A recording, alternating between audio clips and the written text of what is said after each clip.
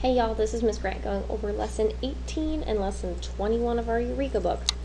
So we're doing stuff right in our Eureka book today. We're going to do lesson 18 and then we're going to do a lesson or an example from lesson 21 as well. Okay. So our first page is on S80, that's our first one. Okay. First off, your objective for today is I can write and evaluate algebraic expressions using variables. So today we're kind of moving away from just evaluating them or using PEMDAS. We're really focusing on, given a word problem, can we write an algebraic expression? Okay. All right, we're going to go to example 2. Example 2 says writing and evaluating addition and subtraction expressions. Read each story problem, identify the unknown quality, remember that's our variable, and write the addition or subtraction expression that is described. Finally, evaluate your expression using the information given in column 4. So we got 4 columns here, and they kind of did 2 of them for you, so I'm going to go over one of them.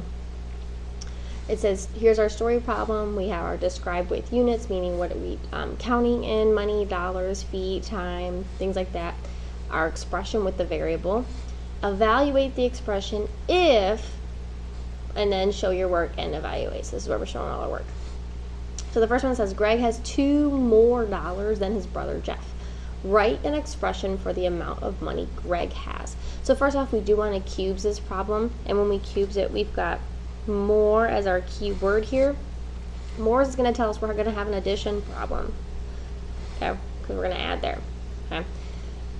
It says write an expression for the amount of money Greg has. We need to know, we need to find out how much Greg has. So when we're looking at Greg, we don't know how much he has. Okay.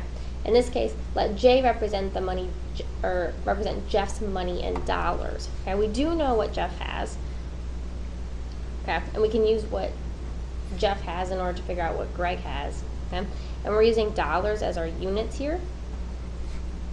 So our expression is Jeff plus 2. Okay. Because Greg has $2 more than his brother Jeff. Okay, we don't know what Greg has, but we know that Greg has $2 more than Jeff. So if we take Jeff and we add 2, we actually get Greg's amount. Okay, so if you want to put equals G for Greg, you can. Evaluate if Jeff has $12. So we're going to put this 12, we're going to plug the 12 in for J. So J plus 2, that's our expression. We plug in 12 for Jeff, because we know. Plus 2, that's 14. So Greg has $14. Okay. All right, I'm going to do one below. It says Abby read 8 more books than Kristen in the first marking period. Write an expression for the number of books that Abby read. Okay. So first off, I do want to do cubes and more. That's going to be my addition problem. So we want to know the number of books that Abby read. So we don't know what Abby read. But I know that Abby, she read 8 more than Kristen. So let's use K for Kristen. And plus 8. Plus 8 is bringing that more 8. The 8 more books. Okay. Now, we jumped right to the expression. If we go back to our description and units, what does K represent? If we want to find out the books Abby read, what is K? K is going to be what Kristen read. Is what Kristen read. And we can say the number of books she read. Because we do want to be kind of specific.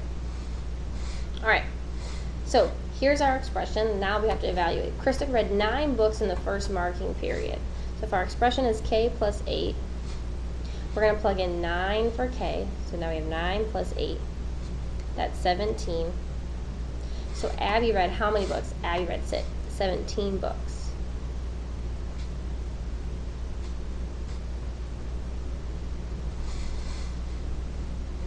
Alright.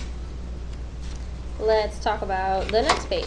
If we turn over to S81 at the top, okay, we're going to do 3 problems on here. We do, you do, and you do. Okay. It says Abby read 6 more books than Kristen in the second marking period. Write an expression for the number of books that Kristen read. So now we're not finding out what Abby read. We're talking about what Kristen read.